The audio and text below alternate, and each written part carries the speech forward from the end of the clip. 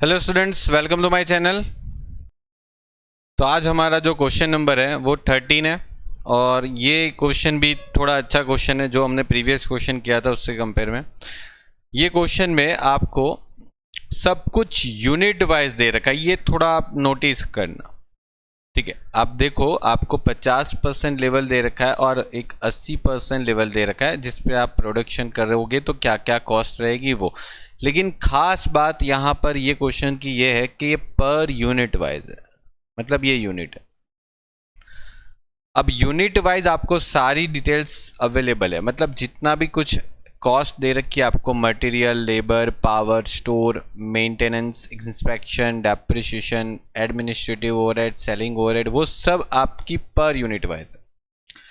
अब यहाँ पर करना क्या है, तो देखो एक चीज़ समझना है कि अगर आपका दोनों जगह per unit wise amount same है, ध्यान से सुनना मेरी बात को, अगर यूनिट वाइज दोनों में आंसर सेम है तो date means it is variable cost.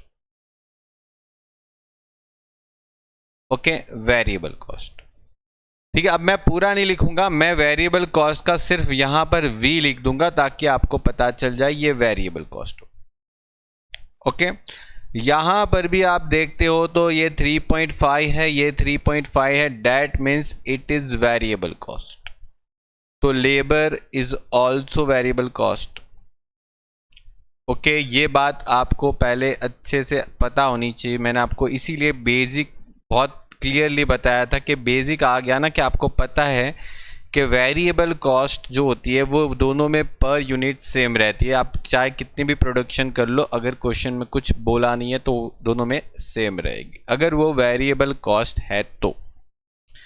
लेकिन यहां पर अब देखो एक चीज और नोटिस करने वाली है, एक चीज और नोटिस करने वाली है जो कि बहुत ही इंपॉर्टेंट है। देखो ध्यान से सुन, अगर यहां पर अमाउंट चेंज हो रही है, देखो यहां पर अमाउंट क्या हो रही है, चेंज हो रही है, मतलब एक यूनिट का 0.40 था तो उधर 0.37 हो गया एक यूनिट का कॉस्ट।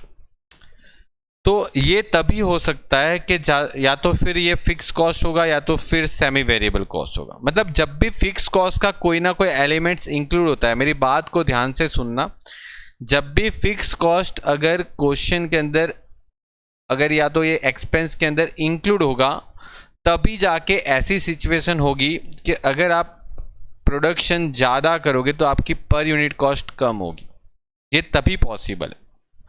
तो देखो यहाँ पर 0.40 की कॉस्ट आ रही थी, वहाँ पर 0.37 की, तो इट इज़ पॉसिबल कि यहाँ, मतलब यहाँ पर पॉसिबल है कि आपके पास यहाँ पर फिक्स कॉस्ट भी हो सकता है। ठीक है, ये तो कंफर्म हो गया, फिक्स कॉस्ट हो सकता है यहाँ पर, और वेरिएबल भी हो सकता है, मतलब सेमी वेरिएबल टाइप क्वेश्चन। यहाँ पर भी देखो आपको सेम चीज़ मिल रही है, देखो यहाँ पर आपको सेम चीज़ मिल रही है, मतलब 0.60 तो यहाँ पर 0.60, तो दैट मीन्स के ये जो है वो वेरिएबल कॉस्ट हो गई, मतलब ये वेरिएबल कॉस्ट हो गया।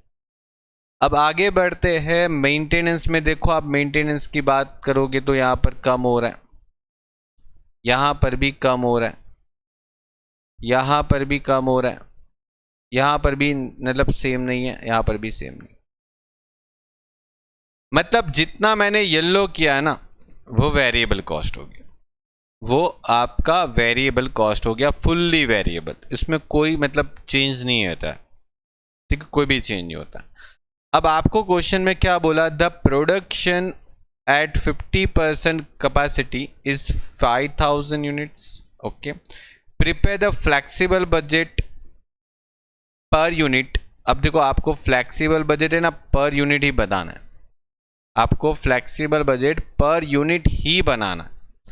मतलब आपको जो डिटेल्स डेटा निकालना है वो यूनिट वाइज ही निकालना है, लेकिन मैं आपको साथ साथ में रुपीज वाइज भी निकाल के दूंगा।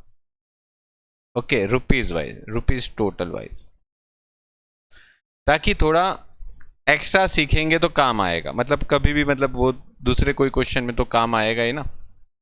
ठीक है, तो यहाँ पर आपको 40% और 100% कैपेसिटी पर काम करना है। तो देखो एक ही बात है यहाँ पर, सबसे पहली बात तो आपके पास यहाँ पर 50% कैपेसिटी आपके पास है। मतलब अगर आप 50% काम करते हो, अगर 50% लेवल पर काम करते हो तो आपको 5000 यूनिट्स बनाने पड़ेंगे। अगर आप 100% काम करोगे तो देखो एक सीधी बात है, 50% पर अगर 5000 होगा तो 100% पर कितना होगा वो मैंने आपको निकालने का बहुत अच्छा एक तरीका बताया। इसको 50% से डिवाइड करो, मतलब जो आंसर मिलेगा वो 100% का ही मिलेगा, आपका 10,000 आएगा यूनिट्स वाइज। और देखने में क्लियर है कि अगर 50 पे अगर 5000 है तो 100 पे 10,000 यूनिट्स ही बनते होंगे। अभी आपको जो पूछा गया क्वेश्चन में 40% यूनिट का पूछा गया और एक 100% यूनिट का, तो 40% यूनिट्स का क्या होगा, तो देखो यहाँ पर 10,000 यूनिट आप 100% पे बना रहे हो तो 40% पर कितने यूनिट बनाओगे, मतलब आपका 10,000 यूनिट बनाने का है कब, जब आप 100% काम करोगे। तो अगर आप सिर्फ 40% काम करोगे तो 4,000 यूनिट ही बना पाओगे, ठीक है।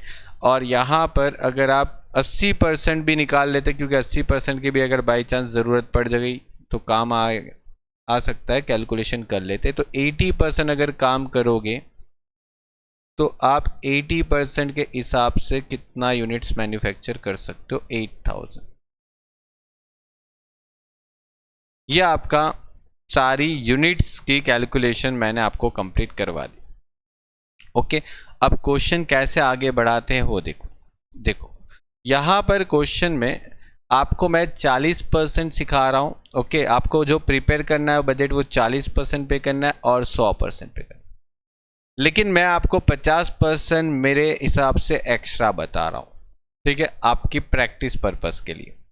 आप एग्ज़ाम में 50% का नहीं बनाओगे, क्योंकि आपको जो पूछा है उतना ही करो, ठीक है। मेरा देखो हमेशा पर्पस ये रहता है कि थोड़ा एक आध चीज़ एक्स्ट्रा करोगे तो आपको मतलब कहीं और जगह कोई और क्वेश्चन में वो चीज़ काम आती है। तो यहाँ पर मैं 50% जो उनको दे रखे वो थोड़ा एक एक्स्ट्रा हम काम करेंगे, भले उन्होंने पूछा है कि 40% पे और 100%। वैसे 50% पे उन लोगों ने सब कुछ दे ही रखा है। देखो 50% पे तो उन्होंने सारी कॉस्ट दे ही रखी है ना, देखो ना ये 50% की तो सारी कॉस्ट है ही, तो बस इसको उठा के मुझे वहाँ पर लिखना है और कुछ नहीं करना है ना, ठीक है। तो देखो मैं पहले लिख दूंगा मटेरियल कॉस्ट और लेबर कॉस्ट। ओके चलो मैं यहाँ पर लिख देता हूँ मटेरियल और यहाँ पर लिख देता हूँ लेबर। मटेरियल है 7.5, ओके, और लेबर कितना था, लेबर कितना था, ये 7.5 था, ये 3.5 था और ये जो स्टोर था वो 0.6 था। तो सारे वेरिएबल पहले मैं लिख देता हूँ, ठीक है। तो 3.5 और 0.6,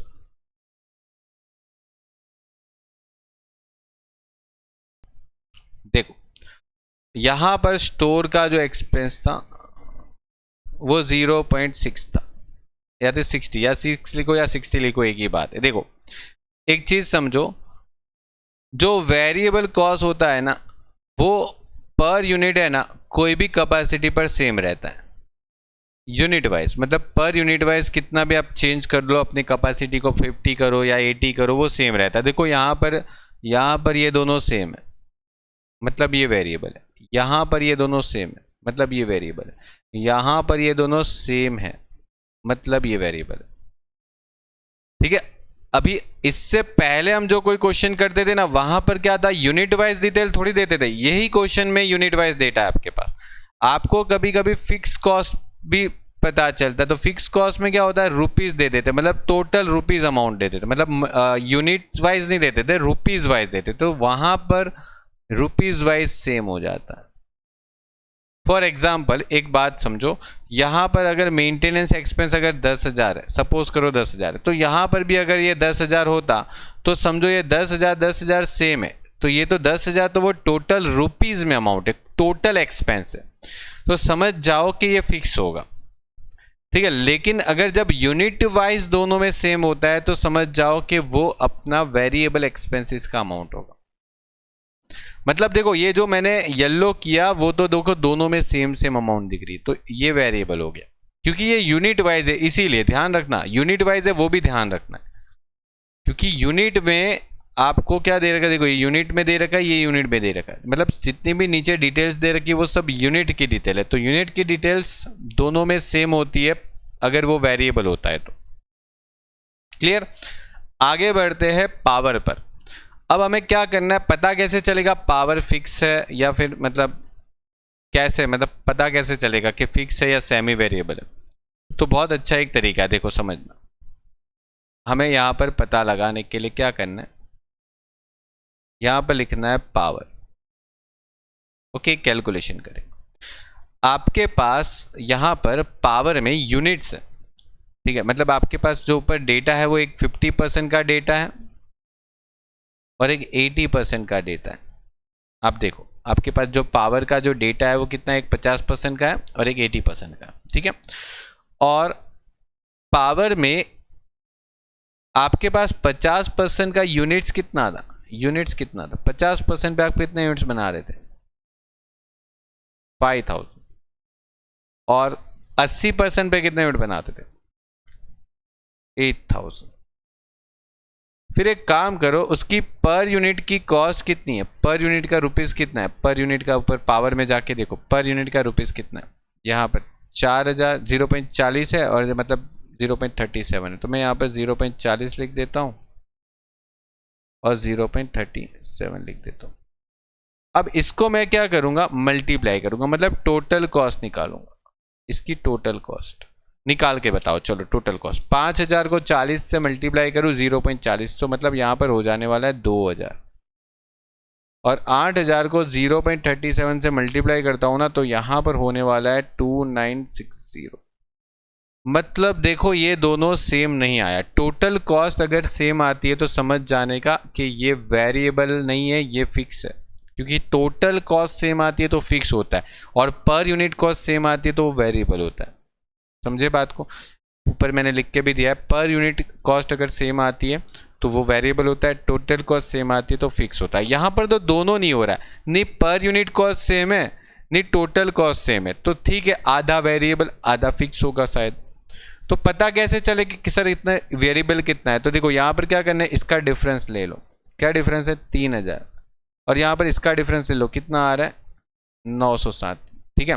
तो आपको यहाँ पर वेरिएबल कॉस्ट का पता लगाना, वेरिएबल कॉस्ट पर यूनिट। अब वेरिएबल कॉस्ट पर यूनिट कितना होगा, तो देखो 960 आपकी टोटल कॉस्ट है, उसमें आपका यूनिट्स कितना है 3000। अगर इसको आप डिवाइड करते हो तो 960 को 3000 से डिवाइड करो, कितना आ रहा है 0.32, 0.32। मतलब अगर मुझे यहाँ पर वेरिएबल कॉस्ट निकालनी है तो मैं क्या करूँगा, ये 5000 यूनिट को 0.32 से मल्टीप्लाई करूँगा, करके देखो 5000 को 0.32 से मल्टीप्लाई करके देखो, यहाँ पर 1600 आ जाएगा।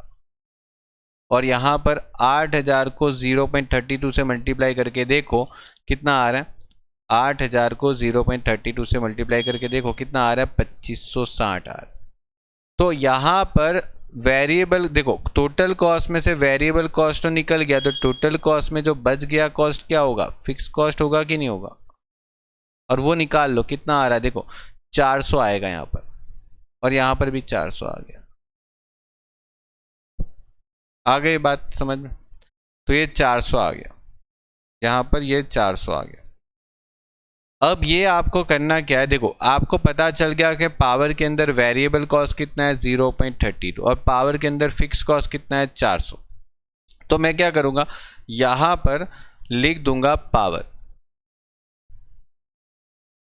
ओके, पावर के अंदर अगर मेरा वेरिएबल कॉस्ट कितना है और फिक्स कॉस्ट कितना है, तो देखो पावर के अंदर अगर वेरिएबल कॉस्ट जो है ना वो 0.32 है और टोटल कॉस्ट जो है ना वो 400 था, यहाँ पर भी 0.32 और टोटल कॉस्ट कितना था 400, यहाँ पर भी 0.32 और टोटल कॉस्ट कितना था 400, और वेरिएबल कॉस्ट यहाँ पर सब जगह लिखते जाओ।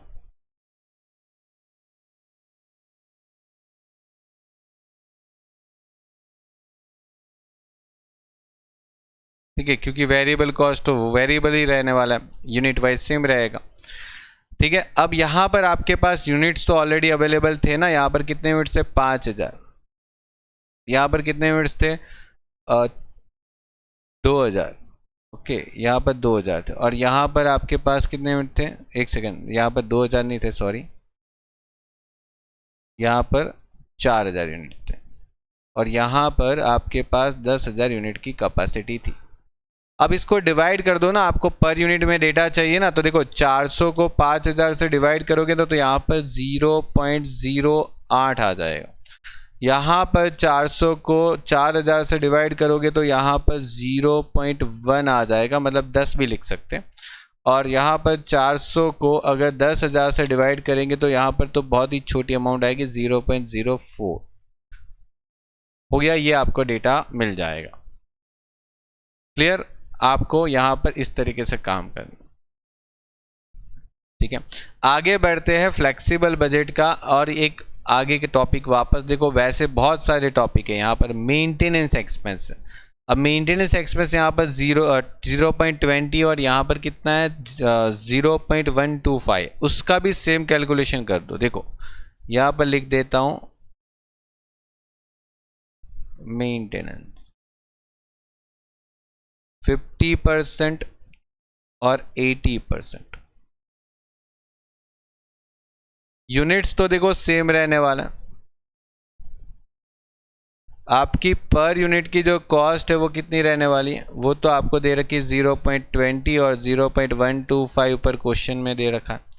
बस अब एक काम करो, यहाँ पर टोटल कॉस्ट निकाल, मल्टीप्लाई करो। देखो 0.20 को आप 5000 से मल्टीप्लाई करो, क्या आ रहा है? 1000 आ रहा है। और यहाँ पर 125 को मतलब 8000 से मल्टीप्लाई करो, 0.100, ठीक है। आपका आंसर कितना आ रहा है? एक सेकंड, यहाँ पर 1000 आएगा और यहाँ पर आंसर आपका 1000 आ जाए, मतलब दोनों साइड 1000 आ रहा है। अब ये अगर सेम आ गया तो डैट मीन्स कि आपका फिक्स कॉस्ट है, मतलब मेंटेनेंस कॉस्ट जो है वो 1000 फिक्स है। अब खत्म, यहाँ पर पता चल गया कि मेंटेनेंस कॉस्ट 1000 फिक्स है, मतलब यहाँ पर लिख देंगे मेंटेनेंस कॉस्ट 1000 फिक्स है आपका। अब 1000 फिक्स होने वाला मतलब हर जगह 1000 होने वाला है, ये बात तो फिक्स हो गई। अब आपको ऊपर यूनिट तो दे ही रखा है, तो यूनिट से डिवाइड कर दो, यहाँ पर 0.20 आ जाएगा जो क्वेश्चन के अंदर दे ही रखा था। बाकी का 1000 को 4000 से डिवाइड करोगे तो यहाँ पर 0.25 आ जाएगा, और यहाँ पर आप 1000 को 10,000 से डिवाइड करोगे तो यहाँ पर 0.1 मतलब 10 लिख दूंगा। लो, पर यूनिट भी मिल गया। इस बार क्वेश्चन में क्लियर कट बता दिया कि आपको पर यूनिट बजट बनाना, मतलब जितना भी पर यूनिट डेटा है वो आपको फाइंड करना पड़ेगा इस बार, ठीक है। तो ये आपका हो गया मेंटेनेंस एक्सपेंस, अगर यहाँ पर टोटल कॉस्ट सेम आती है तो। आगे बढ़ते हैं मेंटेनेंस कॉस्ट के, तो इंस्पेक्शन है। इंस्पेक्शन है, देखो क्या है इंस्पेक्शन में 0.2 और 0.40 मतलब 20 और 40। चलो इसका भी काम कर लेते हैं यहाँ पर।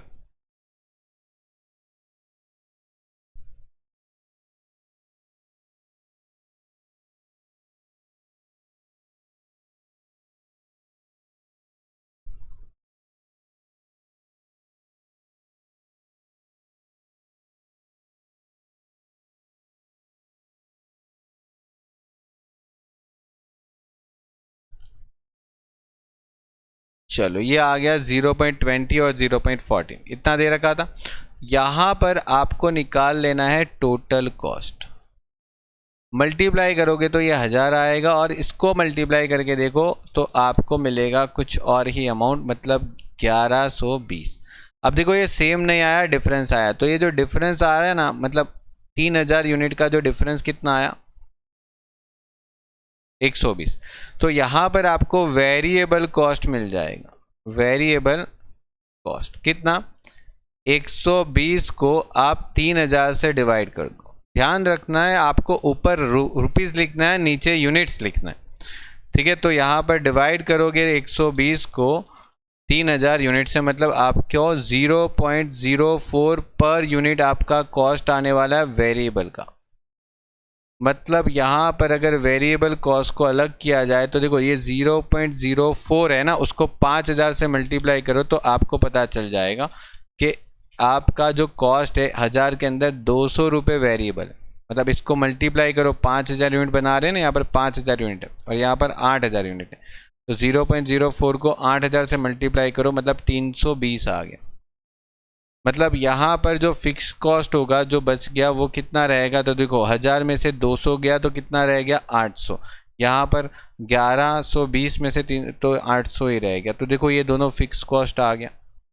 मतलब आपको ये पता चल गया कि इंस्पेक्शन के अंदर 800 रुपये का फिक्स कॉस्ट है और वेरिएबल कॉस्ट है 0.04। तो यहाँ पर एक काम करेंगे, देखो यहाँ पर लिख देंगे इंस्पेक्शन, ओके, और यहाँ पर इंस्पेक्शन के वेरिएबल कॉस्ट और यहाँ पर इंस्पेक्शन में फिक्स कॉस्ट। 0.04 आपका फिक्स था और 800 रुपये मतलब सॉरी 0.04 आपका वेरिएबल था और 800 जो था वो आपका फिक्स था। मतलब 0.04 यहाँ पर, 0.04 यहाँ पर और यहाँ पर 800 लिख दो।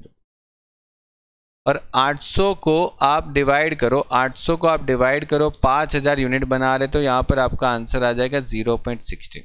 वहाँ पर भी आप डिवाइड कर दो, कितने यूनिट बना रहे थे ऊपर देखो 4000, तो 4000 से डिवाइड कर दो, ठीक है। मतलब 800 को 4000 से डिवाइड करोगे तो 0.2 आ जाएगा, मतलब 20 लिख देंगे, 2 डिजिट में लिखते हैं। तो यहाँ पर आपको आंसर मिलेगा 0.08, ठीक है। तो ये एक तरीका है जिससे आप आराम से काम कर सकते हो, ठीक है। चल आगे बढ़ते। अब देखो डेप्रीशिएशन बताया तो जनरली वो फिक्स ही होता है, लेकिन एक बार वेरीफाई करना है तो मल्टीप्लाई करके देख लो उसके यूनिट्स के साथ, आप चेक करो दोनों में अमाउंट सेम आएगा, एक बार चेक कर लो। देखो जो 3 और कितना अमाउंट है 1.875, 3 और 1.875 है ना डेप्रीशिएशन में, देखो उसका फिक्स कॉस्ट ही आएगा। एक सेकेंड, मैंने इसका कैलकुलेशन यहाँ पर नीचे करता हूँ। देखो डेप्रीशिएशन में क्या है कि आपका एक तो 50% लेवल है और एक तो 80% लेवल है, जहाँ पर आप 5000 यूनिट बना रहे हो और यहाँ पर आप 8000 यूनिट बनाते हो, और आपकी पर यूनिट के जो डेप्रीशिएशन की कॉस्ट है वो आपकी है कितनी है, 4 थी ना, नहीं सॉरी 3 थी, 3 रुपये थी, ओके। मतलब 3 रुपये आपकी डेप्रीशिएशन की कॉस्ट थी। तो यहाँ पर आपको दे रखा है क्वेश्चन में 1.875, तो आप चेक करके देखो इसको टोटल कॉस्ट में निकालो, टोटल कॉस्ट मल्टीप्लाई करके टोटल कॉस्ट निकालो, ये 15000 आ रहा है और ये भी 15000 आ रहा है। मतलब देखो यहाँ पर कोई डिफरेंस नहीं आया ना, तो मतलब ये क्या हो गया, दोनों में सेम है, तो मतलब ये फिक्स कॉस्ट हो गया। और डेप्रीशिएशन 15000 फिक्स है, इसका मतलब ये, तो आप यहाँ पर जब डेप्रीशिएशन लिखोगे ओके तो 15000 लिखोगे, 15000 और आपको पता है कि पर यूनिट डेटा इस बार रिक्वायर है, क्वेश्चन की इंफॉर्मेशन में ज़रूरत है पर यूनिट डेटा, क्योंकि उन लोगों ने जो क्वेश्चन पूछा है वो पर यूनिट बजट के हिसाब से भी पूछा ही है, तो हम टोटल तो अपने हिसाब से बना रहे हैं अपनी फैसिलिटी के लिए। तो 15000 को आप 5000 से डिवाइड करोगे तो यहाँ पर 3 आ रहा था, यहाँ पर 15000 को आप ऊपर कितना था 4000, उससे डिवाइड करोगे तो 3.75 आ रहा है, और अगर 10,000 से डिवाइड करोगे तो 1.5 आएगा। ऊपर आपके पास यूनिट्स है, देखो यूनिट्स एक बार याद रख लो, मतलब इतना भी, मतलब थोड़ा क्वेश्चन गिनने के टाइम पे कुछ चीज़ों को याद रखते जाओ तो ही काम थोड़ा स्पीड होगा, वरना आप हर बार पेज पलट के या आगे मतलब आगे घुमा के देखना मतलब बनता है, तो फिर आपकी दिमाग की कैपेसिटी बहुत कम है फिर तो, ठीक है। मतलब एक ही चीज़ है कि आप मतलब यूनिट्स को पता रख जाना चाहिए कि ऊपर 4000 लिखा था, यहाँ पे 10 लिखा था, ठीक है। वो तो फिर माइंड में उतार लो क्योंकि वो सेम रहने वाला है ना हर एक, मतलब जब तक क्वेश्चन पूरा खत्म नहीं होता तब तक। तो ये आपका हो गया। अब देखो एडमिनिस्ट्रेटिव ओवरहेड में 4 और 2.8 है, तो उसका भी चेक कर लो इसी हिसाब से, 4 और 2.8 को, चलिए चेक कर लेते हैं।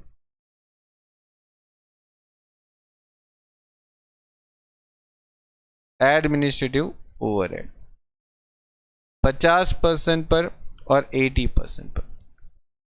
यूनिट्स जो है वो आपको दे रखा है 5000 और यहाँ पर यूनिट्स 8000।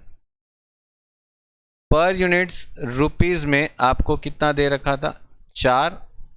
ओके, और दूसरे में क्या दे रखा था,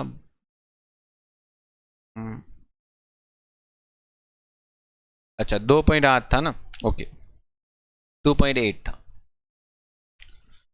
चलिए, तो यहां पर 2.8 था, तो मल्टीप्लाई करके टोटल कॉस्ट निकाल लो, मल्टीप्लाई करके टोटल कॉस्ट निकाल लो, कितना आने वाला है 20,000। और यहां पर कितना आ रहा है, अच्छा 22,400, मतलब 2400 रुपये थोड़ा ज़्यादा ही आ रहा है। तो ये 2400 ज़्यादा आ रहा है, वो वेरिएबल कॉस्ट के रीज़न से ही होगा। तो यहाँ पर एक काम करेंगे, वेरिएबल कॉस्ट पर यूनिट का डेटा निकाल लो। 2400 को 3000 से डिवाइड करके आप अपना काम चला लो, ठीक है। 2400 डिवाइड बाई 3000, ठीक है। तो आपको अपना वेरिएबल कॉस्ट का अमाउंट मिल जाएगा 0.8 पर यूनिट। अब यहाँ पर वेरिएबल कॉस्ट अलग कर लो, 0.8 को 5000 के साथ मल्टीप्लाई कर दो, 0.8 को 5000 के साथ मल्टीप्लाई करोगे तो यहाँ पर 4000 आ जाएगा। मतलब आपका फिक्स कॉस्ट जो होगा वो 20 में से 4 चला गया, तो मतलब रह कितना आ गया, 16000। यहाँ पर भी आप ऐसे काम कर सकते हो, 0.8 को उसके यूनिट्स के साथ मल्टीप्लाई करो, कितने यूनिट्स हैं 8000, मतलब 6400 के साथ अगर आप मल्टीप्लाई करते हो तो यहाँ पर 16000 फिक्स कॉस्ट हो जाएगा। अब देखो ये दोनों में सेम आ गया, मतलब ये फिक्स कॉस्ट है। और वेरिएबल कॉस्ट यहाँ पर नीचे है आपके पास 0.8, ठीक है। तो ये काम आपको यहाँ पर लिख देना है।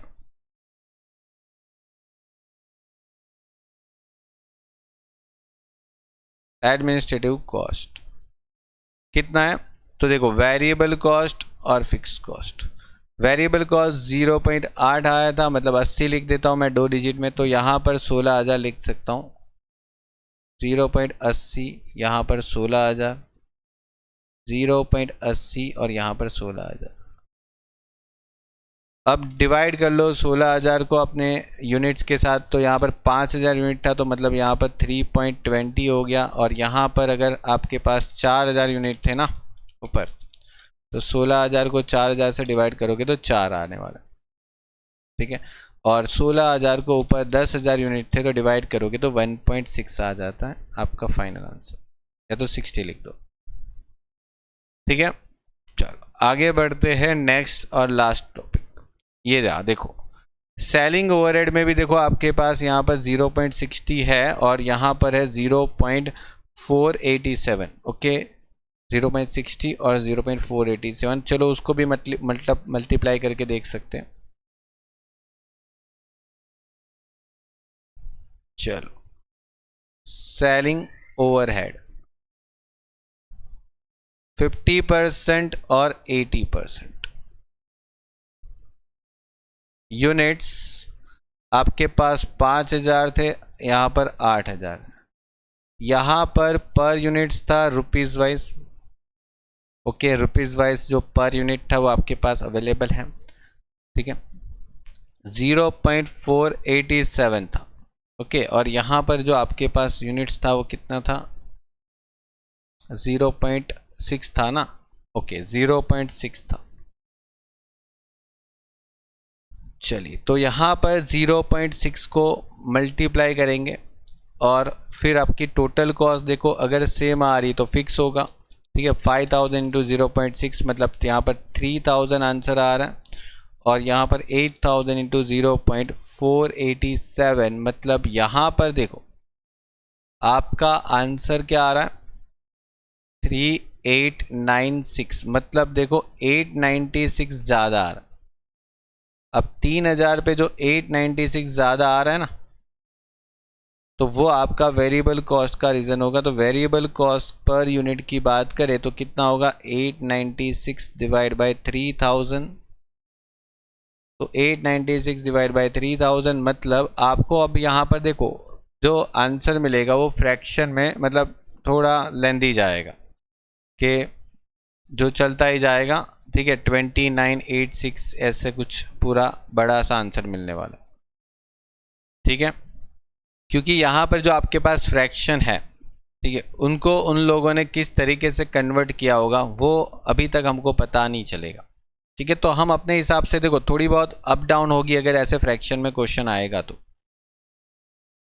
ठीक है, यहाँ पर फाइनल जो आंसर है वो 896 को अगर आप डिवाइड करते हो 3000 से तो आपको मिलेगा, उसको आप थोड़ा सा राउंड ऑफ कर लो, मतलब 0.30 कर सकते हो, मतलब 29 फिर 8 आ रहा है तो आप 0.30 या 3 ले लो, तो आपको यहाँ पर वेरिएबल कॉस्ट जो है वो मिल जाएगा। अब देखो यहाँ पर थोड़ा ध्यान रखना, मैं आपको इसका पूरा रीज़न बताता हूँ, वो ध्यान से समझ लेना इसको पहले एक बार। ठीक है, मतलब आप 0.3 को मल्टीप्लाई करो 5000 के साथ, 0.3 को 5000 के साथ मल्टीप्लाई करोगे तो 1500 आएगा, मतलब आपका दूसरा 1500 जो होगा ना वो फिक्स कॉस्ट होगा, यहाँ पर माइनस करोगे तो फिक्स कॉस्ट 1500 आएगा।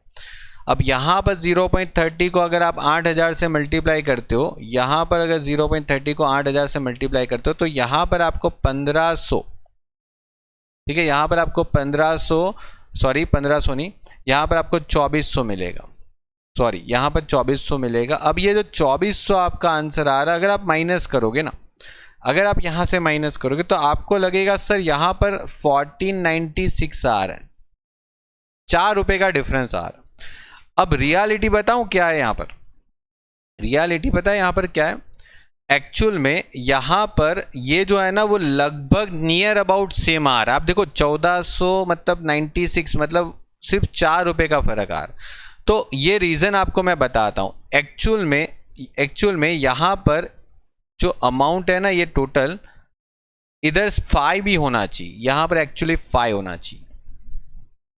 अब जाके आप मल्टीप्लाई करोगे ना 0.4875 को आप 8000 से, तो यहाँ पर आपको एग्जैक्टली 3900 मिलेगा, यहाँ पर एग्जैक्टली आपको 3900 मिलेगा। ठीक है, और फिर आप यहाँ पर डिसाइड करोगे कि सर यहाँ पर कितना आने वाला है डिफरेंस, आपका 900। ठीक है, और फिर 900 का डिफरेंस मतलब ये इसके जगह पर अगर 900 का डिफरेंस लोगे तो एग्जैक्टली आपका ये आंसर आएगा, और यहाँ पर ये 1500 भी मैच हो जाएगा। ये पता है क्या रीज़न आ रहा है, ऐसा क्यों हो रहा है, वो 4 रुपये का डिफरेंस क्यों आया, वो 4 रुपये का डिफरेंस किस रीज़न से आया वो भी बता देता हूँ। ये 0.5 नहीं होने के कारण, क्योंकि आपका पॉइंट में आंसर आता था ना, तो आप अगर फ्रैक्शन में अगर लास्ट वाला डिजिट नहीं कंसीडर करते हो तो थोड़ा बहुत टोटल अमाउंट में 4-5 रुपये का फ़र्क आता है, 2, 3, 4, 5 का फ़र्क आता है। लेकिन हमें यहाँ पर ये मान लेने का कि फ़िक्स कॉस्ट अपना 1500 ही है, ये जो 4 रुपये का डिफरेंस है वो जब फ्रैक्शन के कारण ही आया होगा, ऐसा समझना। ठीक है, अगर आप थोड़ा सा अच्छे से प्रिपेयर हो और फ्रैक्शन वाले पॉइंट को बहुत अच्छे से समझते हो तो मतलब ये चीज़ आपको समझ में आ ही जाएगी कि हाँ ये मतलब ये पॉइंट के कारण, मतलब वो जो पॉइंट में 5 कंसीडर नहीं किया होगा उन लोगों ने, इसके कारण ये रीज़न होगा। ठीक है, आप सीधी बात है, आप देखो अगर आपका आंसर 0.66766 ऐसे आता है, अगर इसको आप अगर मान लो 3000 से मल्टीप्लाई करते हो, ठीक है, अगर इसको आप 3000 से मल्टीप्लाई करते हो तो सिर्फ अगर 67 को करोगे ना तो आपका पूरा कॉस्ट ही बदल जाएगा, आप चेक करके देख लो। ठीक है, तो मतलब वही पॉइंट का प्रॉब्लम होता है, जब 1-2 रुपये का फ़र्क आ जाता है तो वो चलेगा, उसमें इतना टेंशन है। आपको बस पता चल गया ना कि 1500 होता है, नियर अबाउट 1500 आ रहा है, ओके, बस इसको यहाँ पर लिख दो, इसको यहाँ पर लिख दो, मतलब आपका 0.30 वेरिएबल कॉस्ट। ठीक है, सेलिंग कॉस्ट में आपका वेरिएबल कितना है 0.30 है, और यहाँ पर फिक्स कॉस्ट कितना है, कितना आया था 1500 आया था ना, तो ये 0.30 और ये 1500 और ये 0.30 और ये 1500। अब 1500 को डिवाइड करके देख लो 10,000 से तो ये आ जाएगा, और 1500 को 4000 से डिवाइड करके देख लो तो यहाँ पर आपका 0.375 आ जाएगा, और 1500 को आप ऊपर 5000 से डिवाइड करके देख लोगे तो यहाँ पर 0.30 आ जाएगा। कंप्लीट, बस आप टोटल कर लो, आपका आंसर आ गया। मतलब आप पर यूनिट वाले को टोटल कर लो, आप पर यूनिट वाले को टोटल कर लो, क्योंकि आपको टोटल कॉस्ट पर यूनिट में ही निकालना है।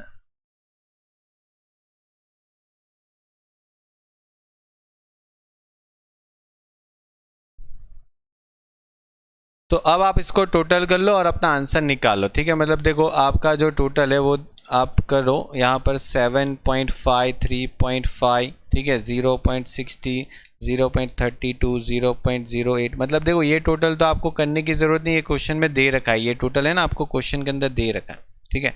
तो ये टोटल मत करो, उसके बाजू का जो 40% का टोटल है वो आपको रिक्वायर है, वो आप कर लो। 0.7 सॉरी 7.5, 3.5, 0.60, 0.32, 0.10, या तो यहाँ पर 0.25, 0.04, फिर 0.20, 3.75, 0.80, फिर यहाँ पर 4, यहाँ पर 0.30 और यहाँ पर 0.375, मतलब आपका कॉस्ट है यहाँ पर 21.735, ठीक है, ये 21.735 आपका आंसर आ गया। अब वैसे ही आप बाजू में 100% का भी टोटल कर लो और ये आपका आंसर मिल जाएगा यहाँ पर।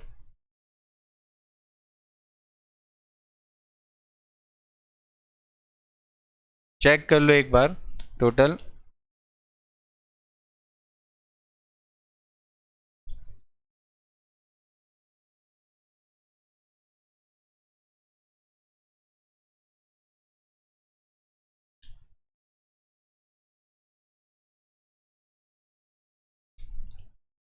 यहाँ पर 16.53 आएगा। ओके, तो ये आपका फुल एंड फाइनल आंसर आ गया, ठीक है, ये आपका टोटल भी हो गया। ओके, तो देखो इस तरीके से वो जस्ट लास्ट वाला एक टॉपिक था ना, वो 4 रुपये का डिफरेंस आता है, वो आप समझ लो वो अप्रोक्स होता है, क्योंकि देखो जब भी कोई चीज़ों का मतलब कोई भी कॉस्ट को अगर आप यूनिट से डिवाइड करते हो ना तो आपको मिलता है फ्रैक्शन वैल्यू। कभी कभी क्या होता है, जैसे कि चलो एक फॉर एग्जाम्पल मैं आपको फिर से बता देता हूँ।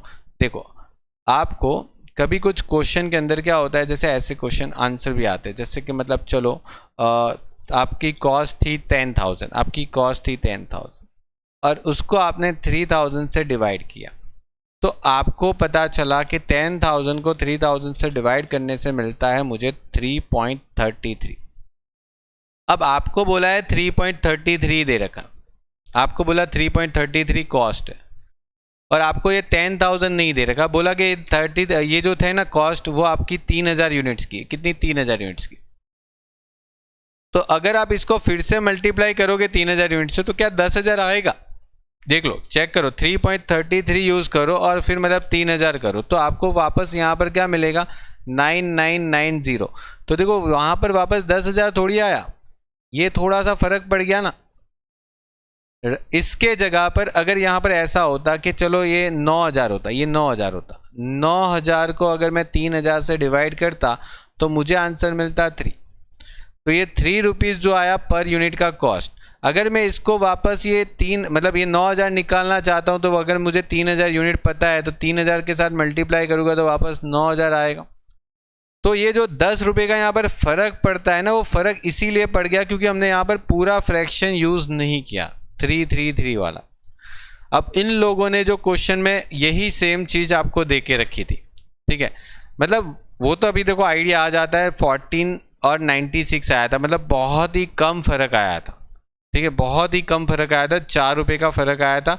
तो हम समझ ही जाएंगे कि नियर अबाउट आ रहा है। यहाँ पर आप देखो कि यहाँ पर जो फ़र्क पड़ता है वो सिर्फ नियर अबाउट फ़र्क पड़ रहा है, मतलब सिर्फ 4 रुपये का फ़र्क है, तो मतलब अप्रोक्स वैल्यू 1,500 रुपये का फिक्स कॉस्ट होगा, ठीक है, ये आपको समझना पड़ेगा, ठीक है। इसीलिए थोड़ा ध्यान रखना है कि यहाँ पर ये जो 5 है, ठीक है, उसको अगर नहीं किया, इसलिए उन लोगों ने कंसीडर नहीं किया होगा, ठीक है, समझ रहे हो। तो मैंने आपको दोनों तरीका जो है वो एकदम डिटेल में जाके बता दिया कि वो जो डिफरेंस 4 रुपये का आ रहा है वो क्यों आ रहा है, क्योंकि बहुत सारे स्टूडेंट ने मुझे मतलब मैसेज किया था कि सर यहाँ पर ये फिक्स कॉस्ट में भी डिफरेंस आ रहा है बाद में, तो वो 4 रुपये का ही डिफरेंस आया था। वो जो डिफरेंस है वो सिर्फ फ्रैक्शन डिफरेंस के कारण है, वो कोई ऐसा मतलब गलत नहीं है, आपने जो किया वो सही है, आप 1,500 लेके काम ख़त्म करो, ठीक है। चलो, तो ये आपको मैंने पूरा एक्सप्लेन कर दिया, अब आप इसको कंप्लीट करो।